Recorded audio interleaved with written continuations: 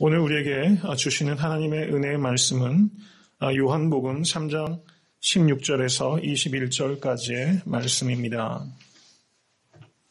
다 같이 봉독하겠습니다. 하나님이 세상을 이처럼 사랑하사 독생자를 주셨으니 이는 저를 믿는 자마다 멸망치 않고 영생을 얻게 하려 하심이니라. 하나님이 그 아들을 세상에 보내신 것은 세상을 심판하려 하심이 아니요 저로 말미암아 세상이 구원을 받게 하려 하심이라. 저를 믿는 자는 심판을 받지 아니하는 것이요 믿지 아니하는 자는 하나님의 독생자 이름을 믿지 아니하므로 벌써 심판을 받은 것이니라. 그 정죄는 이것이니 곧 빛이 세상에 왔으되 사람들이 자기 행위가 악함으로 빛보다 어두움을 더 사랑한 것이니라.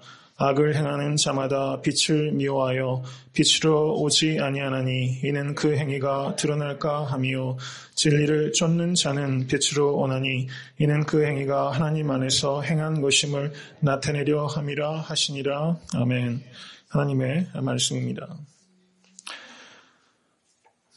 요한복음 3장 16절 말씀, 하나님이 세상을 이처럼 사랑하사 독생자를 주셨으니 이는 저를 믿는 자마다 멸망치 않고 영생을 얻게 하려 하심이니라. 믿으십니까? 이 말씀은 성경 전체에서 가장 핵심적이고 그리고 감동적인 복음의 요약이요 정수라고 할 수 있을 것입니다. 그리스도인들이라면 모두 이 구절을 암송하고 계실 것입니다. 그리고 믿지 않는 비그리스도인들도 요한복음 3장 16절은 아마 거의 대부분 아시고 암송한 이들도 많이 있을 것입니다. 저는 오늘 요한복음 3장 16절에 나타난 이 하나님의 사랑은 이처럼의 사랑이다. 이렇게 이름을 붙이고 싶습니다. 한번 따라해 보시겠습니까? 이처럼의 사랑. 우리가 이 이처럼을 이해할 때 하나님의 사랑을 우리가 깨달을 수 있게 됩니다. 왜 제가 3장 16절에 이 하나님의 사랑을 이처럼의 사랑이라고 이렇게 명명을 하고 제가 이해하냐면요. 성경 원어는 우리가 한국말은 그렇죠. 주어가 있고 목적어가 있고 동사가 오게 됩니다. 그리고 영어는 주어가 있고 동사가 있고 목적어가 오죠. 근데 이 그리스어는 가장 중요한 것이 제일 앞으로 어순이 나가게끔 돼 있어요. 그래서 가장 강조하는 말이 제일 앞으로 나가 있는데 이 3장 16절은 후토스. 이것은 so 이런 뜻입니다. so 에가페센, so he loved, 호세우스 톤 코스몬 이렇게 돼 있어요. 후토스, so loved, 에가펜, 호세우스, God, 톤 코스몬, the word 이렇게 돼 있는 것입니다. 그러니까 so loved, 하나님께서 이처럼 사랑하셨다. 그래서 이처럼을 매우 극단적으로 강조하고 있다는 것이죠. 그래서 어떤 목사님께서는 이 하나님의 사랑을 그렇게 표현하시더라고요. 배알도 없는 사랑이다. 이렇게 표현하시더라고요. 배알도 없는 사랑이다. 가만히 현 세태에 있는 사랑을 이렇게 한번 보면요. 사람이 사람을 사랑하는데도 배알도 없는 사랑 참 보기 어려운 것 같습니다. 남녀 간의 사랑도 굉장히 이렇게 문학의 주제가 된 그런 사랑도 가만히 보면 굉장히 지고지순한 사랑인 것 같지만 가만히 보면 다 이해 속에 있고 또 시간이 지나면 퇴색하기 마련인 그런 사랑밖에는 없는 것이 이 세상에 있는 사랑이죠. 사람이 사람을 사랑하는데도 동일한 조건에 있는 같은 존재가 사랑하는데도 배알이 없는 사랑, 이런 사랑 사실 찾기 어렵습니다. 그런데 요한복음 3장 16절에 나타나는 계시되고 있는 하나님의 사랑은 그 목사님의 말씀처럼 정말 배알도 없는 사랑을 하고 계시다는 것이고 그 하나님의 배알도 없는 사랑의 대상이 바로 여러분과 저라는 것을 이 시간을 통해서 정말 다시 한번 깊이 깨달을 수 있는 은혜가 임할 수 있게 되기를 간절히 바랍니다. 정말 이 사랑을 깨닫고 있는가? 우리는 이 질문을 던져야만 되는 것입니다. 이 사랑을 정말 깨닫고 있다면 이 사랑의 능력으로 사도 바울의 고백처럼 넉넉히 이기고 있는가? 이것을 우리가 물어야 됩니다. 만약에 이 사랑으로 충분하지 않고 이 사랑으로 우리가 넉넉히 이기고 있지 못한다면 우리는 어쩌면 매우 확신을 가지고 이처럼 사랑하신 그 사랑을 우리는 깨닫지 못하고 있는 것이다. 이렇게 말할 수 있지는 않을까 생각해 보게 됩니다.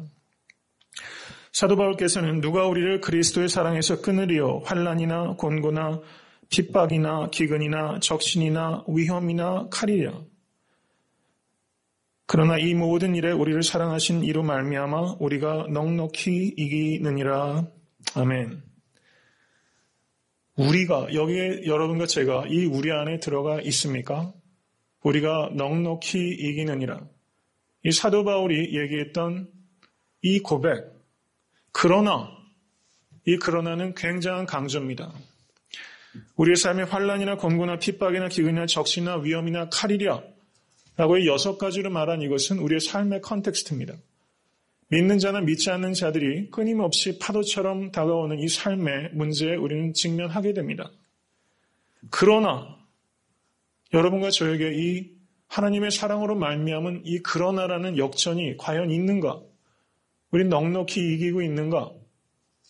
우리는 넉넉히 이기느니라고 했을 때 여러분과 제가 이 우리 안에 들어갈 수 있는 믿음 생활하실 수 있게 되길 간절히 축원합니다.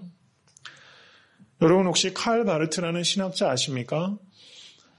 신학자 중에서 그 Systematic Theology, 조직 신학 쪽에서 전 세계에서 가장 그 존경을 받고 많은 제자들이 있는 사람이 칼 바르트입니다. 이 칼 바르트가 미국을 방문하던 날에 수많은 기자가 이 칼 바르트를 인터뷰하기에 왔습니다. 그래서 칼 바르트에게 질문합니다. 당신이 평생 동안 신학을 연구하고 이제 그야말로 공의 세계적인 신학자가 되었는데 당신 신학의 가장 위대한 발견은 무엇입니까? 이렇게 물었을 때 이 세계적으로 위대한 학자가 매우 단순하게 대답을 했다는 것입니다. 하나님은 나를 사랑하셨습니다. 성경에 그것이 기록되어 있다는 사실이 내가 발견한 가장 놀라운 사실입니다. 이렇게 말했다는 것입니다. God so loved the world. 이 칼 바르트는 하나님께서 세상을 이처럼 사랑하셨던 그 사랑을 가장 위대한 발견으로 꼽고 있다는 것이죠. 여러분 이 사랑 발견하셨습니까?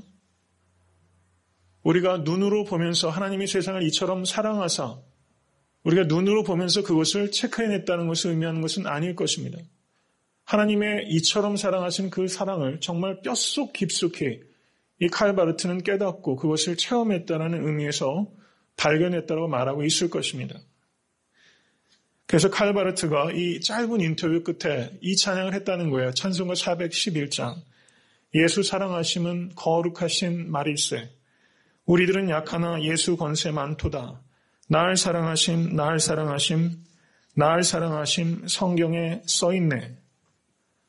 칼 바르트가 하나님께서 세상을 이처럼 사랑하사 그 말씀에 정말 온몸의 전율을 느끼고 그것을 자기 평생에 신학의 가장 위대한 발견이라고 고백할 수 있었던 것처럼 우리는 그저 3장 16절을 내가 너무 잘 알고 있어서 이제는 아무 감흥도 없이 우리가 3장 16절을 그냥 지나치고 있다면 이 복음의 정수라고 할 수 있는 하나님의 사랑에 가장 뜨거운 심정이 토해지고 있는 3장 16절에서 여러분과 제가 오늘 저녁에 다시 한번 거기에서 발걸음을 멈추고 이 위대한 신학자가 느꼈을 그 전율, 그 위대한 발견을 다시 한번 할 수 있게 되는 그런 의미 있는 저녁 될 수 있게 되기를 주님의 이름으로 간절히 축원합니다.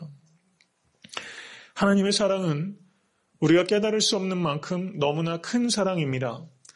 하나님께서 이 사랑을 우리가 알기 원한다는 것은 우리가 그 사랑을 다 알 수 있기 때문에 이 사랑을 깨달으라고 이해하는 것이 아니라 그 사랑에 대해서 끊임없이 알기로 추구하라 이렇게 요청하고 있는 것입니다. 에베소서 3장 18절에서 19절 말씀은 이렇게 이야기하고 있습니다. 능히 모든 성도와 함께 지식에 넘치는 그리스도의 사랑을 알아 그 넓이와 길이와 높이와 깊이가 어떠함을 깨달아 하나님의 모든 충만하신 것으로 너희에게 충만하게 하시기를 구하노라. 아멘. 여기서 사도 바울이 에베소에 있는 교인들을 위한 간절한 기도는 그 성도들이 하나님의 사랑을 알고 깨닫게 해달라는 기도였다는 것입니다. 이것은 우리가 정말 하나님의 사랑을 알기 원하면 우리가 말씀을 깊이 묵상해야죠. 그렇지만 기도가 필요하다는 것입니다. 하나님의 그 사랑의 넓이와 길이와 높이와 깊이가 어떠함을 깨닫게 하여 주시옵소서. 오늘 저녁에 여러분과 제가 이 기도 드리실 수 있게 되길 간절히 바랍니다. 이제 3장 16절을 보시면 3장 16절엔 복음의 핵심적인 4가지 요소가 있습니다. 이것을 그 존 파이퍼 목사님은 4D 이렇게 D가 4개 있는 것으로 요약을 해서 굉장히 선명하게 이 부분을 이해하셨어요. 굉장히 공감이 되고 굉장히 탁월한 관찰이다 이렇게 이해가 됐습니다. 첫 번째는 하나님의 디자인입니다. 디자인, first D는 디자인이에요. 하나님의 디자인은 무엇입니까? 하나님이 세상을 이처럼 사랑하사 그 사랑하셨는데 그 사랑을 어떻게 표현하셨습니까? 독생자를 주셨다는 것입니다. 독생자를 주시는 것이 하나님의 디자인, 하나님의 플랜이었다는 것입니다. 하나님의 사랑의 넓이와 길이와 높이와 깊이를 우리가 깨닫기 위해서 끊임없이 기도하고 알기로 노력해야 된 이유는 하나님의 사랑의 대상과 하나님의 방법이 너무나 광대하시기 때문입니다. 하나님의 사랑의 대상은 누구입니까? 그것은 세상입니다. 하나님이 세상을 이처럼 사랑하사 이렇게 말씀하고 계세요. 요한복음 1장 10절은 이렇게 말씀합니다. 그가 세상에 계셨으며 세상은 그로 말미암아 지은 바 되었을 때 세상이 그를 알지 못하였고 라고 말하고 있죠. 요한복음 7장 7절을 한번 보시기 바랍니다. 다 같이 읽겠습니다. 세상이 너희를 미워하지 못하되 나를 미워하나니 이는 내가 세상의 행사를 악하다 증거함이라. 세상은 누구를 미워합니까? 예수 그리스도를 미워하는 것입니다. 왜 예수 그리스도를 미워합니까? 세상의 행사가 악하다 하기 때문이라는 것이죠. 하나님이 세상을 이처럼 사랑하십니다. 그 사랑의 한 방법이 세상이 악하다 말한다는 것이죠. 만약에 누군가가 악을 행하고 있을 때 그것을 책망하는 것은 사랑으로 하는 것일 수 있다는 것을 우리가 받아들여야 된다는 것이죠. 그러므로 요한복음에 나타나는 이 세상에 제가 2가지 용례만 말씀드렸지만 세상을 이처럼 사랑한다고 했을 때 하나님의 사랑의 대상인 이 세상은 예수 그리스도를 알지 못하고 예수 그리스도를 미워하는 대상을 사랑한다는 것을 의미하는 것입니다. 그래서 요한복음 3장 19절과 20절을 보시면 다시 한번 읽겠습니다. 그 정죄는 이것이니 곧 빛이 세상에 왔으되 사람들이 자기 행위가 악함으로 빛보다 어둠을 더 사랑한 것이니라. 악을 행하는 자마다 빛을 미워하여 빛으로 오지 아니하나니 이는 그 행위가 드러날까 하며 이렇게 말하고 있습니다. 예수님께서는 생명의 빛으로 이 땅에 오셨습니다. 근데 세상이 어떻습니까? 악을 행하는 자마다 빛을 미워한다, 헤이트한다 이렇게 얘기했어요. 그러므로 이것은 여러분과 저에게 있어서 이 세상이 누구인가? 이것을 우리가 생각해야 되는 것입니다. 나의 사랑의 대상은 누구인가? 사랑처럼 어려운 것도 없고 사랑처럼 오해받기 쉬운 것도 없습니다. 사랑하지 않아서 당하는 질책도 있고 사랑함에도 불구하고 받는 질책도 있는 것이죠. 이 사랑이 참 어렵다. 이런 것을 많이 공감하면서 우리는 살아갑니다. 예전에 제가 대학교 다닐 때 그 같은 청년부에 있던 한 친구가 저한테 그런 이야기를 하더라고요. 선홍이 너는 사랑을 참 추구하는데 사랑이 없다. 이런 이야기를 저한테 하더라고요. 뼈가 아프더라고요. 그런데 틀린 말 아닌 것 같더라고요. 사랑에 대한 추구가 너무 간절해서 사실 목회자도 된 거죠. 그리고 그 사랑에 감격했기 때문에. 근데 사랑에 대한 추구는 있는데 사랑은 없다. 이런 이야기를 저한테 이렇게 하는데 그런 이야기 해주는 친구가 사실 진짜 친구죠. 맞고 그룹을 떠나서 가만히 생각해 보면 사랑을 추구하는 사람, 우리는 사랑은 사랑하려는 의지라고 이렇게 말씀드렸죠. 그런 차원에서 보면 저에게도 희망이 있다 이런 생각이 들지만 이제 목회자로서 가만히 이렇게 한 해를 되돌아보면서 나는 세상을 정말 사랑했는가? 알아주지 않고 미워하는 사람을 정말 사랑했는가? 이 부분에 쓰면 저는 올 한해 정말 회개할 것이 많은 그런 한 해인 것 같습니다. 여기서 주님께서 세상을 이처럼 사랑했다고 했을 때 이 사랑은 무한하며 infinite love입니다. 그리고 조건이 없는 unconditional love라는 것을 의미하는 것입니다. 무한하며 조건이 없는 사랑. 우리가 흔히 이렇게 이야기합니다. 무엇 때문에 사랑하는 것이 아니라 그럼에도 불구하고 사랑하는 것이다. 이렇게 말하는데요. 가만히 생각해 보면 참 말처럼 쉬운 게 없다. 이런 생각이 듭니다. 우리가 우리를 사랑하는 사람도 사랑하기가 어려운 우린 연약한 존재라는 걸 생각해 보면 우리를 알아주지 않고 미워한다는 사람을 사랑한다는 것이 이게 가당키나 한 이야기인가. 정말 어려운 일이다. 그래서 이 사랑, 내가 너희를 사랑한 것 같이 너희도 서로 사랑하라. 이렇게 말씀하셨는데요.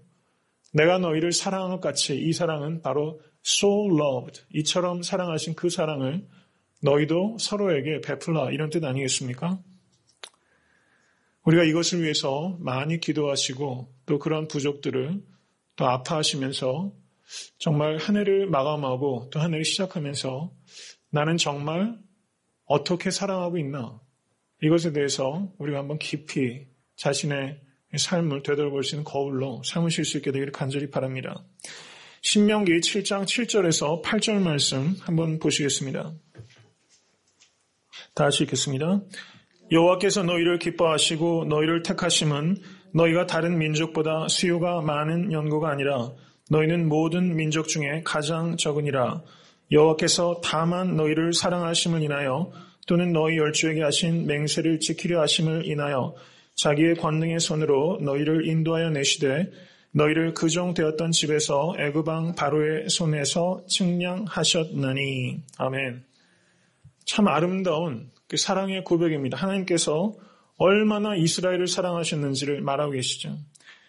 너희가 다른 민족보다 수요가 많은 연고가 아니라 너희는 모든 민족 중에 가장 적기 때문에 사랑하신다. 이렇게 말씀하시면서 7장 8절에 여호와께서 다만 너희를 사랑하심을 인하여, 저는 이 다만이란 말이 참 마음에 와닿더라고요. 다만 너희를 사랑하기 때문에. 사랑이 이유인 것이죠. 무슨 이유가 있어서 사랑한 것이 아니라 사랑의 이유가 되고 있는 이 하나님의 사랑. 로마서 5장 8절에 우리가 아직 죄인 되었을 때 그리스도께서 우리를 위하여 죽으심으로 하나님께서 우리에게 대한 자기의 사랑을 확증하셨느니라. 죄인에게 확증하신 그 사랑, 이 사랑 여러분과 제가 정말 감동받은 사랑이고 이 사랑에 대한 추구가 여러분과 저에게 있는 것을 믿습니다. 우리는 사랑의 의지도 약하고 사랑의 지혜도 없고 사랑의 능력도 없습니다. 우리가 예수 그리스도 안에 거하면서 그분의 사랑을 정말 깨달을 때 주님께서 사랑의 의지도 주시고 사랑의 지혜도 주시고 사랑의 능력도 주실 것을 믿습니다. 여기서 사랑은 무엇인가 3장 16절로 다시 돌아갑니다. 독생자는 어떤 의미입니까? Only begotten son.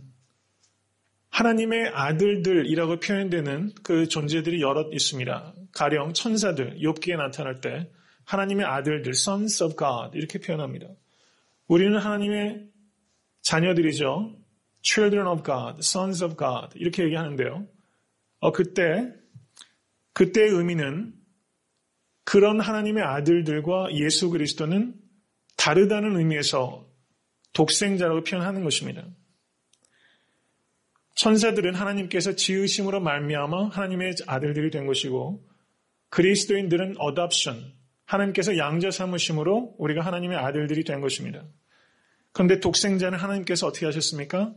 낳으신 아들이라는 것입니다. The Son of God. The Son of God. 오직 한 명, 한 분, 하나님의 아들. 그 아들이시라는 게 The Son of God, 하나님의 아들이라는 의미인 것이죠. 독생자를 주셨다는 것은 하나님께서 가장 값지시고 유일하시고 영원하신 분을 내어주셨다는 것을 의미하는 것입니다. 독생자를 주셨다는 것은 이보다 더 큰 사랑은 없다는 것을 의미하는 것입니다. 하나님께서 이보다 더 우리를 사랑하실 수 있는 방법이 없다는 것을 의미하는 것입니다. 독생자를 내어주셨다는 것은 하나님께서 나보다 나를 더 사랑하신다는 것을 의미하는 것입니다. 믿으십니까? 여기서 하나님께서 주셨다고 했을 때 이 주었다는 표현은 로마서 4장 25절을 보면 예수는 우리 범죄함을 위하여 내어줌이 되고 또한 우리를 의롭다 하심을 위하여 살아나셨느니라 이렇게 말씀하고 계세요. 여기에서 내어주었다라는 표현이 같은 의미입니다. 로마서 8장 32절에 자기 아들을 아끼지 아니하시고 우리 모든 사람을 위하여 내어주시니가 어찌 그 아들과 함께 모든 것을 우리에게 은사로 주지 아니하시겠느냐. 여기에서 내어주었다 이 표현이 바로 여기 주었다라는 단어와 동일한 의미입니다. 이것은 단순히 give 했다는 의미를 뛰어넘어서 give up 했다는 의미입니다. 하나님께서는 나 때문에 하나님께서 인간을 위해서 그렇게 이해하는 게 아니라 우리는 신학을 얘기하는 게 아닙니다. 하나님께서 나 때문에 하나님의 독생자를 give up 하셨다. 이것을 우리가 진정코 깨달으실 수 있게 될 간절히 바랍니다. 그래서 존 칼빈은 이렇게 말했습니다. 참된 믿음의 눈은 그리스도를 눈앞에 놓고 그분 안에서 사랑으로 넘쳐 흐르는 하나님의 마음을 보는 것이다.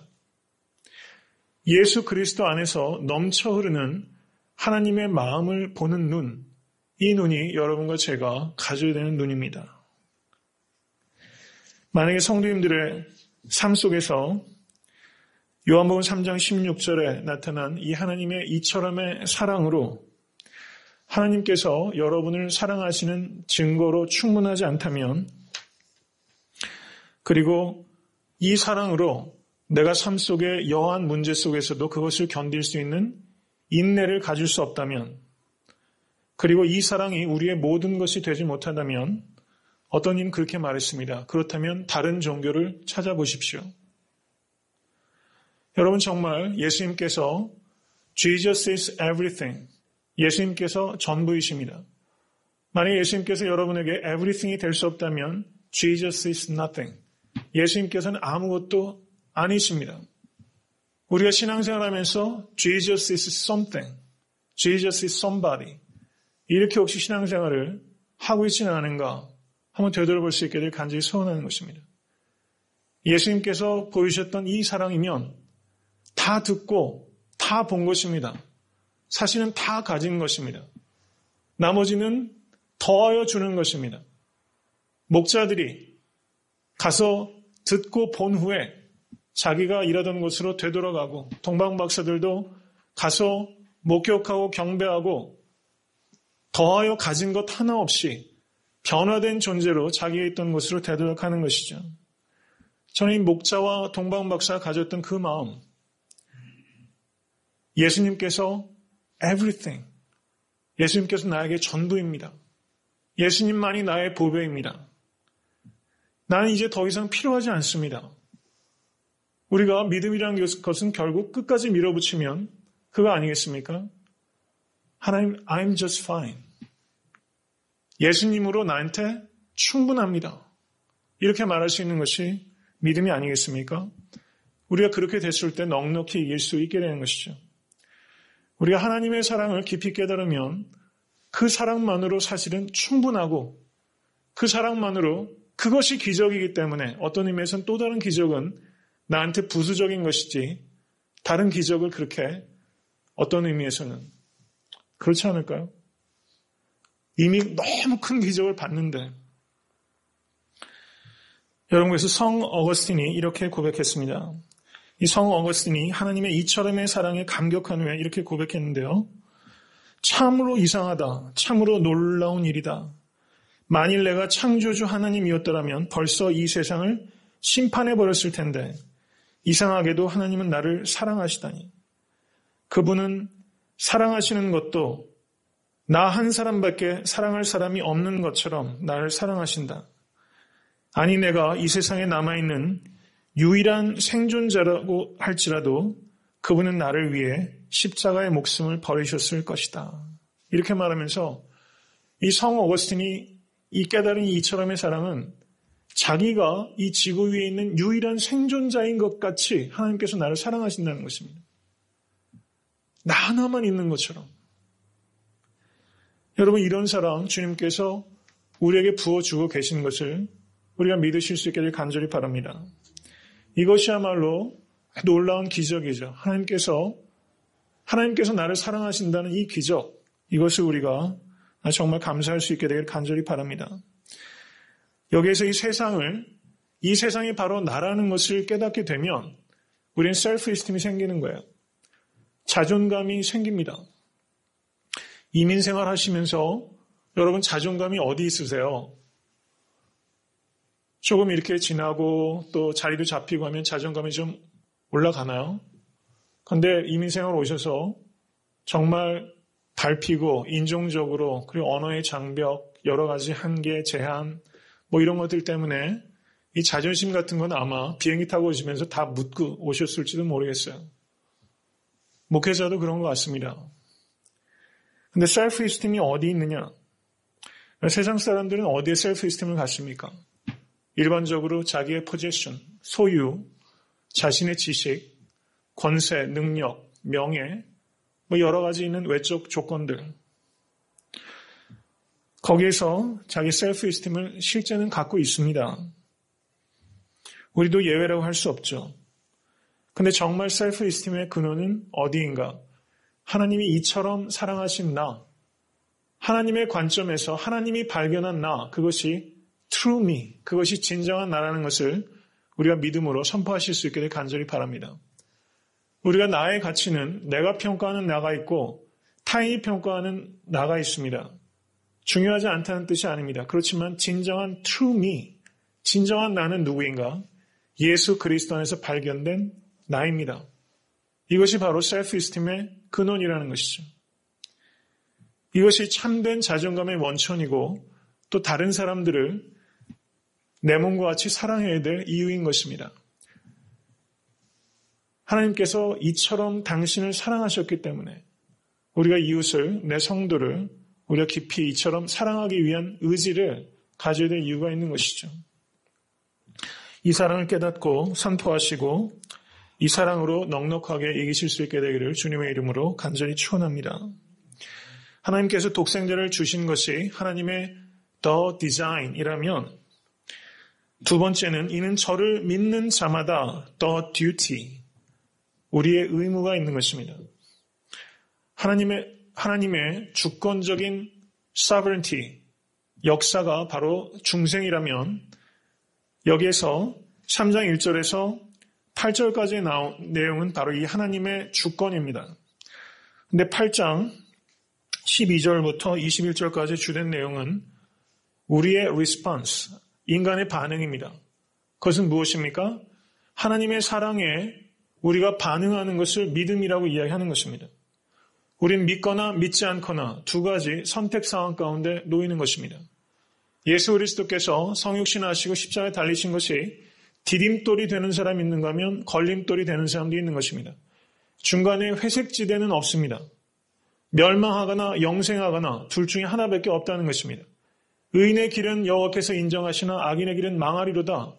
오직 이 두 가지 선택 외에는 없다는 것을 우리가 분별해야 되는 것입니다.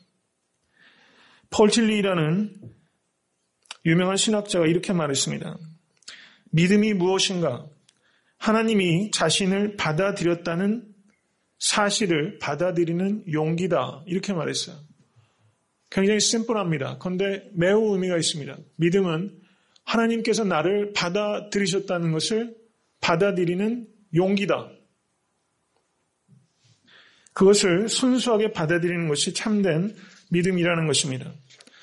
여러분 혹시 guilty feeling이 너무 많아서 내가 너무 죄인이어서 혹시 스스로를 용납하지 못하는 그런 자기의에 사로잡혀 있다면 혹시 주변에 그런 분들이 있다면 하나님께서 나를 받아들이셨다는 것을 받아들이는 용기 가지실 수 있게 되기를 간절히 바랍니다. 믿음은 다른 종교에 있는 사람들도 이 믿음이란 말을 쓸 것입니다. 이 믿음이란 것은 하나님께서 우리의 소원을 들어주신다는 그런 기대를 가지고 지속적으로 자기 암시를 주거나 혹은 어떤 것에 대해서 신념을 갖는 것을 믿음이라고 말하지 않습니다. 믿음의 내용은 하나님의 성품을 믿는 것입니다. 그리고 하나님의 말씀을 믿는 것입니다.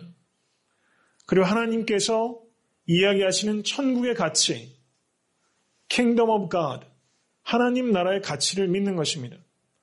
하나님 나라의 가치는 무엇입니까? 섬김으로 세워지는 나라입니다. 마가복음 10장 43절에서 45절까지의 말씀. 그런 킹덤 밸류, 하나님 나라의 밸류를 믿는 것. 그리고 예수님을 단지 지적으로 동의하는 것이 아니라 너희가 나를 따르려거든 자기를 부인하고 자기 십자가를 지고 나를 쫓을 것이니라. 우리가 믿는다는 것은 바로 지적으로 어그리하는 것에 그치는 것이 아니라 팔로우하는 것까지 쫓아가는 것입니다. 그러므로 참된 믿음은 두 가지가 요청됩니다. fellowship, 예수 그리스도의 사귐과 fellowship, 예수 그리스도를 따르는 것, 이것이 참된 믿음이라고 할 수 있는 것이죠.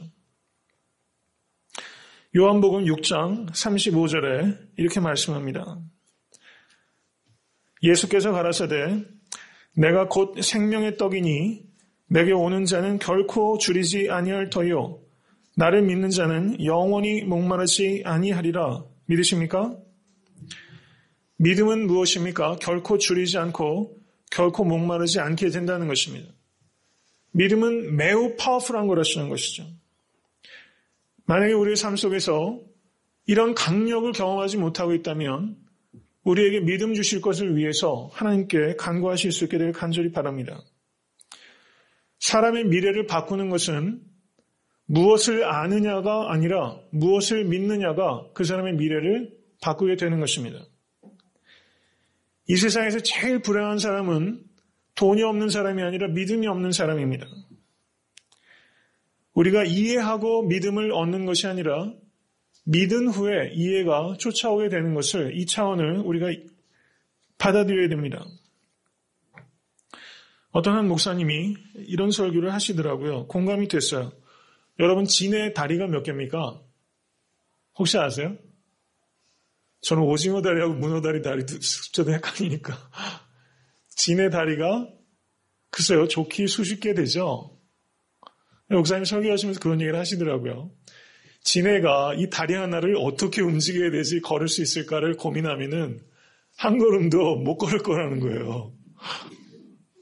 우리 뭐 행진하다가도요, 이렇게 가끔 가다 보면은 이렇게 올라가고 왼손과 왼발이 올라가고 이런 경우가 있거든요.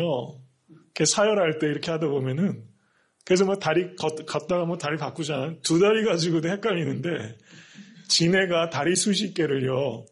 그 장엄한 리듬감 엄청나지 않습니까? 그냥 이렇게 출렁출렁하면서 앞으로 쫙 그냥 얼마나 유연하게 정말 빼어나게 아름답게 지금 걸어가고 있는 지네를 보면 걷는다는 건요 과학이 아니라 믿음이라는 것입니다. 뭐를 규명해서 걷는 게 아니에요. 믿음으로 그냥 믿음으로 걷는 거죠. 그러면 걸어지는 거죠. 그 많은 다리를 가지고. 우리에게 필요한 것은요, 이 지네가 걷는 것처럼 하나님께서 주신 말씀대로, 지어주신 대로 그것에 대해서 믿음을 가지고 걸어가는 것입니다. 그래서 믿음 뒤에 이해가 따라온다는 말이 정말 맞는 말이죠. 스펄전 목사님이라고 영국에 아주 훌륭한 목사님이 계셨습니다. 그분이 이렇게 얘기하셨어요. 인간이 하나님 앞에서 할 일은 계산적인 믿음을 갖는 것이 아니라 절대적인 믿음을 가져야 합니다. 계산은 누가 하십니까? 하나님께서 하십니다. 우리는 너무 계산적으로 믿고 있어요. 계산을 우리가 하려고 하는데 문제가 있다는 것이죠. 계산은 하나님께서 하십니다.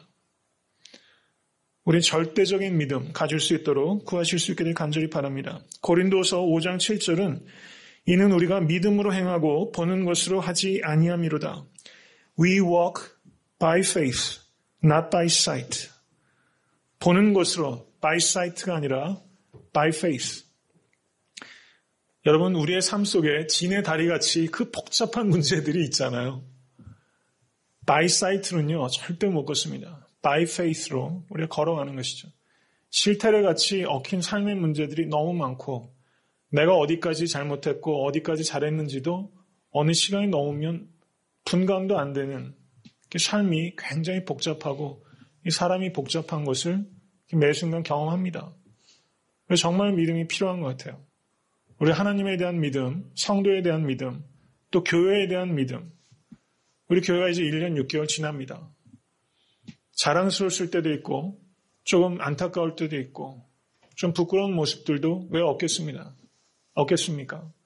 그렇지만 우리가 정말 필요한 것은 정말 이 믿음.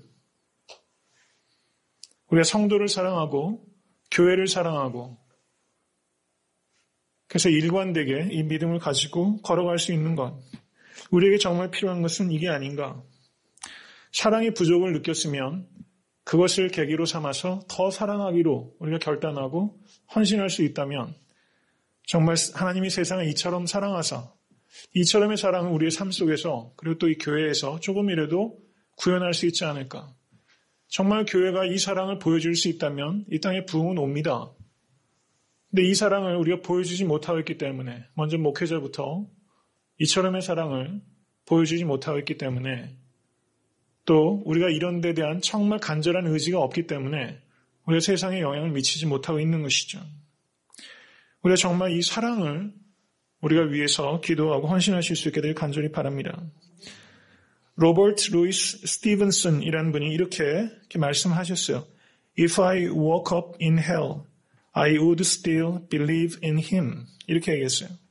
내가 만약에 지옥에서 잠이 깨어도 나는 여전히 하나님을 믿을 것입니다. 이렇게 말하고 있다는 것이죠. 우리가 지옥에서 잠이 깨는 날들이 있습니다. 여러분 경제적인 문제, 자녀들의 문제, 그리고 건강의 문제, 그 외에 얼마나 복잡단단한 삶의 문제들이 있어서 아침에 눈뜨기가 오히려 두려운 경우들이 있어요. 빅터 프랭클린이라는 이스라엘의 아주 저명한 심리학자가 ICBC에 갇혔을 때 옆에 있던 유대인 동료들이 밤에 막 비명을 지르면서 악몽을 꾸는 거예요. 여러분 그렇게 막 악몽을 꾸고 그러면 어떻습니까? 옆에서 막 흔들어서 깨우게 되잖아요. 근데 빅터 프랭클린이 갈등하는 겁니다. 이렇게 잠을 깨우려고 하다가 멈칫하는 거예요. 잠이 깨면 눈에 보이는 게 ICBC입니다. 꿈에서 있는 악몽보다 더 악몽 같은 현실이 있는 삶의 죄가 있다는 거죠. 저는 성도님들 삶 가운데도 정말 그렇게 악몽같이 아침에 일어나면 마치 지옥에서 눈을 뜨는 것과 같은 그런 참담함, 우리 고난이라는 게 어쩔 수 없이 주관적이니까 그럴 수 있죠. 그런데 우리가 이분 스티븐슨 얘기했던 것처럼 I would still believe in Jesus. 그렇지만 나는 여전히 예수 그리스도를 믿습니다. 이렇게 고백하실 수 있게 되길 간절히 바랍니다. 왜 그렇습니까? 고린도후서 4장 18절 우리의 돌아보는 것은 보이는 것이 아니요 보이지 않는 것이니 보이는 것은 잠깐이요 보이지 않는 것은 영원함이로다. 영원한 것을 볼 수 있는 그 감격으로 우리가 보이는 이 고난들을 이겨내실 수 있게 될 주님의 이름으로 간절히 축원합니다. 히브리서 11장 8절 믿음으로 아브라함은 부르심을 받았을 때 순종하여 장래 기업으로 받을 땅에 나갈새 갈 바를 알지 못하고 나갔으며 참된 믿음은 갈 바를 알지 못하고 나가는 것입니다. 이 믿음으로 정말 삶의 모든 문제들이 얽혀 있어도 우리가 유연하게 앞으로 not by sight but by faith 믿음으로 걸어 나가시기로 우리 작정하십시다. 무엇을 믿는 것입니까? 하나님이 이처럼 나를 사랑하사 그 사랑을 믿으면 넉넉하게 이길 수 있게 되는 것입니다. 그러므로 우리가 감각을 믿지 않고 우리가 말씀을 믿기로 눈에 보이는 것에 사로잡히지 아니하고 하나님의 말씀에 사로잡히기로 그렇게 결단하십시다. 기왕 믿을 거라면 100% 믿으실 수 있게 되길 간절히 바랍니다.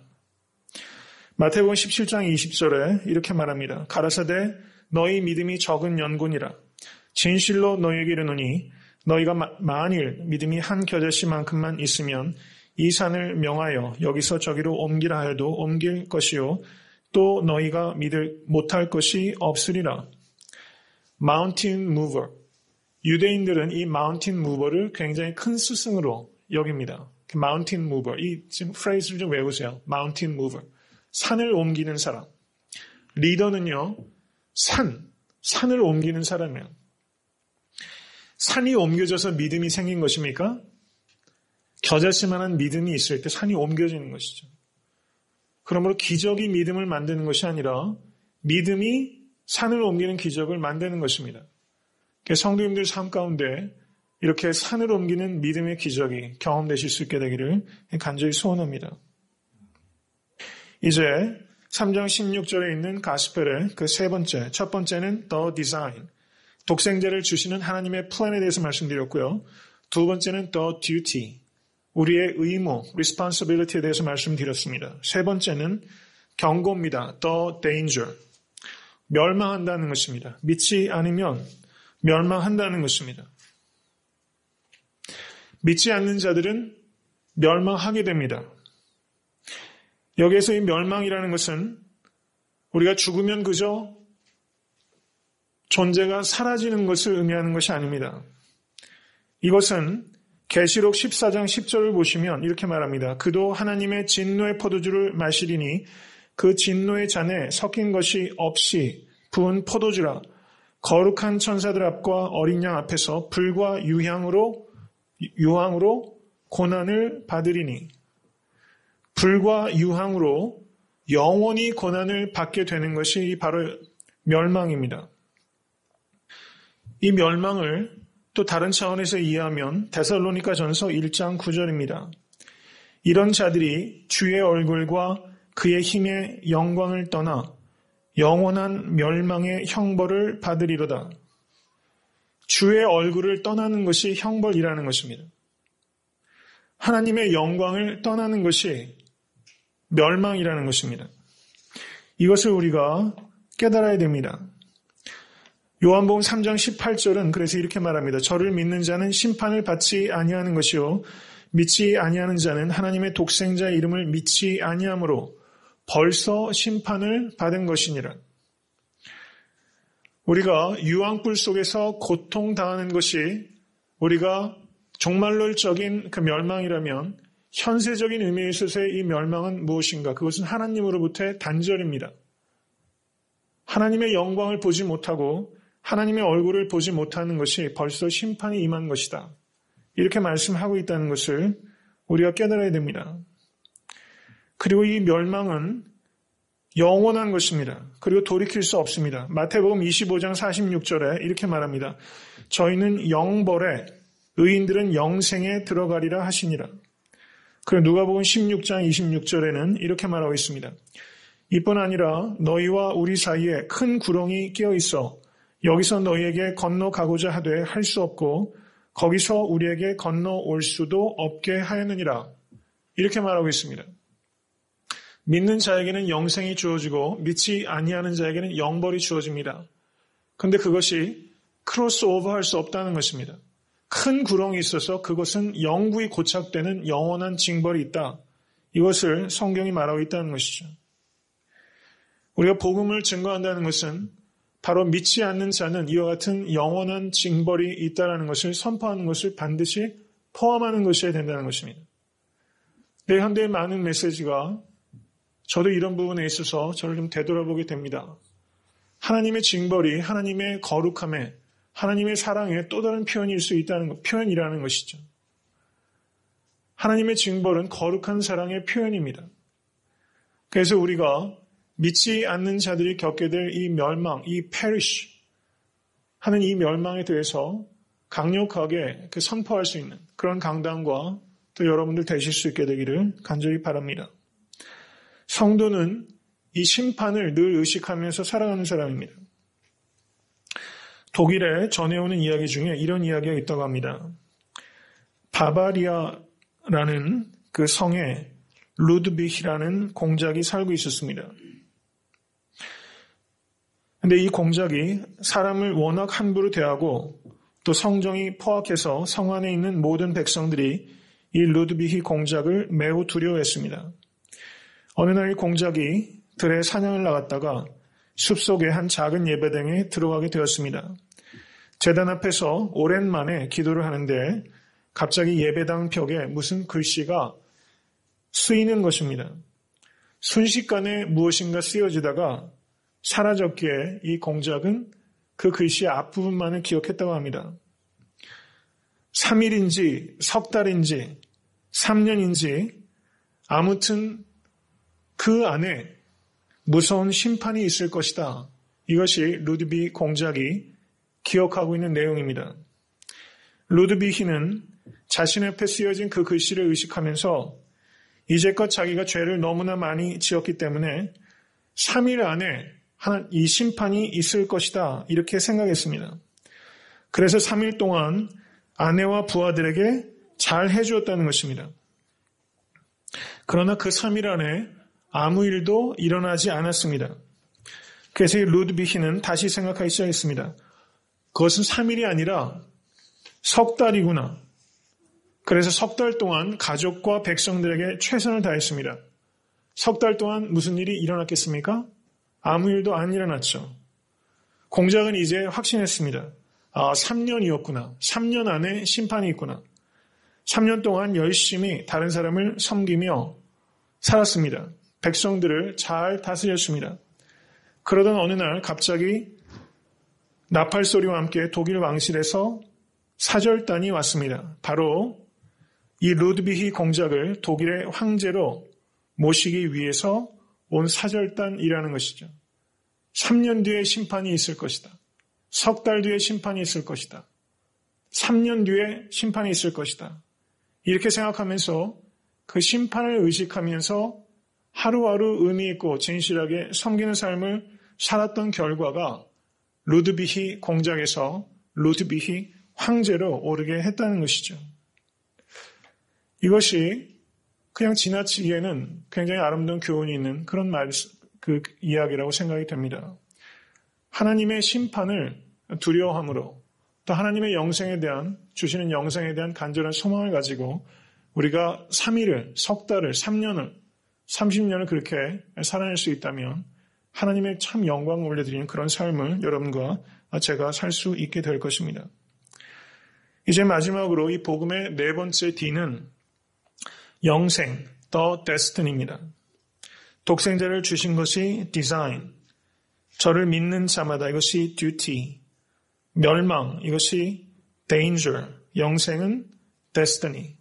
믿는 자들에게는 이 영생이 우리에게 주어지는 것을 믿으실 수 있게 될 간절히 바랍니다. 영원한 생명입니다. 시편 23편 6절에서 다윗은 나의 평생의 선하심과 인자하심이 정녕 나를 따르리니 내가 여호와의 집에 영원히 거하리로다. 이 본향에 대한 소원과 기다림을 가지실 수 있게 될 간절히 바랍니다. 영원한 생명, 나는 영원한 것에 대해서 얼마만큼 관심을 가지고 있는가? 나는 무엇을 위해서 사는가? 이것을 우리가 질문해야 되는 것입니다. 유한한 것에 온통 마음과 눈을 빼앗기며 살고 있지는 않은가? 나는 영원이라는 것을 영원에서 영원까지, 영원이라는 차원을 의식하면서 그 안에서 삶을 계획하고 또 노력하고 있는가? 이것을 우리가 깊이 생각할 수 있기를 간절히 바랍니다. 마태복음 18장 8절에서 주님은 이렇게 가르치셨습니다. 만일 내 손이나 내 발이 너를 범죄케 하거든 찍어내버리라. 불구자나 쫄뚝발이로 영생에 들어가는 것이 두 손과 두 발을 가지고 영원한 불에 던지는 것보다 나으니라. 이렇게 예수님께서는 영생이 최우선하는 가치라는 것을 강조하셨습니다. 미국에 이렇게 오시는 이민자들 중에서 특별히 자녀가 이렇게 몸에 핸디캡이 있는 그런 자녀들이 있으면 미국에서 좀 교육받고 또 여러 가지 베네핏이 많으니까 오시는 경우들이 참 많은 것 같아요. 부모님들은 자녀들이 신체적으로 어려움이 있으면 자기 자신의 삶을 송두리째 다 바꾸고서라도 그것을 교정하고 고쳐주려고 하죠. 이게 부모의 마음입니다. 그래서 자녀들이 아버님 신장 이식하는데, 간 이식하는데 그 자신의 신체 일부를 내놓기도 하고 부모님이 그렇게 하기도 하죠. 그런데 주님께서 마태복음 18장 8절에서는 어떻습니까? 불구자나 쩔뚝발이로 영생에 들어가는 것이 두 손과 두 발을 가지고 영원한 불에 던지는 것보다 나으니라 이렇게까지 말씀하시고 있다는 것이죠. 영생이 그 어떤 것보다 최우선의 가치라는 것을 말씀하고 있는 것입니다. 여러분의 삶 가운데 최우선적인 가치가 eternal life, 영생이십니까? 이것을 우리가 한번 깊이 생각하시고 정말 영생이 최우선적인 가치라면 나의 삶의 다른 모든 조건들이 이 영생에 초점을 맞추고 있는가 한번 생각하실 수 있게 되기를 간절히 바랍니다. 주님께서 이처럼 나를 사랑하신다. 이것이 얼마나 놀라운 기적인가. God so loved me. 이 말씀을 오늘 새롭게 여러분과 제가 들을 수 있게 되기를 간절히 바랍니다. 이 말씀이 정말 들려올 때 여러분의 삶의 문제들을 제가 다 이해하지 못하지만 그 속에서 넉넉하게 이기실 수 있는 하나님의 능력을 공급받으실 수 있게 되기를 주님의 이름으로 간절히 축원합니다.